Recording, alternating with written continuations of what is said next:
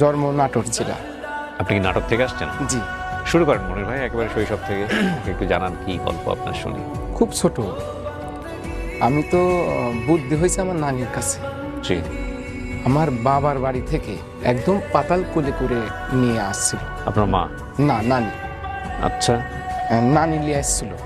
আর মা, ওই টাইমে তো আমার তো জ্ঞান বুদ্ধি নাই, মানে আমার তো বুদ্ধি হওয়ার পরে পড়ায় অনেক পরেই আর কি মা বাবার অনেক দ্রুত আমি শুনতে পাই, যখন জ্ঞান বুদ্ধি আমার হয়ে গেছে। বাপ মায়ের মধ্যে সম্পর্ক ভালো ছিল না?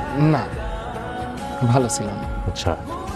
নানি হচ্ছে মানুষের বাড়িতে খেতা সেলাই করি করি, তা বাদে ওই যে আগে তো নর্মাল ডেলিভারিটা বেশি ছিল, আমার নানি এই কাজগুলো, ও দায়ী যেটাকে বলে। হ্যাঁ। জি, এই কাজগুলো করে যেটা আর কি খুশি মনে যারা দিত, যা ওটা নিয়ে আমি আর নানি আর কি খাইতাম। আপনাদের পরিবারে আপনি আর আপনার নানি ছিলেন? নানি, আমার মামারা হচ্ছে 4টা, হ্যাঁ। আর আমার মা বোন দিয়ে 3টা, মোট 7 জন পরিবারের। একজন বিয়ে শাদী করে এক জায়গায় সেটেল হয়ে গেছে, ওই স্কুলে ভর্তি করে দিল। যখন একটু বড় হয়ে গেলাম, খুব ওই যে মানুষের বাড়ি খেতা সেলাই করেছে, আমাকে নিয়ে যাইতো ওই খেতার উপর শুয়াই থাকি, খেতা সেলাই করে সারা দিন। পরে এখন 1 কেজি চাউল হোক আর 1/2 কেজি আটা হোক, 1/2 কেজি আটা হোক, এগুলা নিয়ে আসি, বাড়িতে আসি, রান্না বান্না করে তারপরে নানি আর আমি একসাথে খাওয়া দাওয়া করে উঠতাম। এরকম করে দিন আর কি পার করতে করতে একটু বড় হয়ে গেলাম। বড় হয়ে যাওয়ার পরে আমার 1 থেকে 2 পর্যন্ত, 2-এ আমাকে ভর্তি ফিস ধরেছে 10 টাকা। ওই টাইমে আপনার ওই যে খেসারি, যেটা ওই যে কালাই বলে, ডাল, ওটাকে তো আগে গরু দিয়ে আর কি মলন দিত, মলন দিয়ে সারি এটা বাতাসে কুলা দিয়া ধরি উড়াতে হইতো। এই উড়ানোর সময় আমি যা নানির কাছে জেস ধরেছি যে নানি, আমার ক্লাস 2-এ উঠেছি, আমার 10 টাকা পরীক্ষা ফিস লাগবে, তাড়াতাড়ি দাও।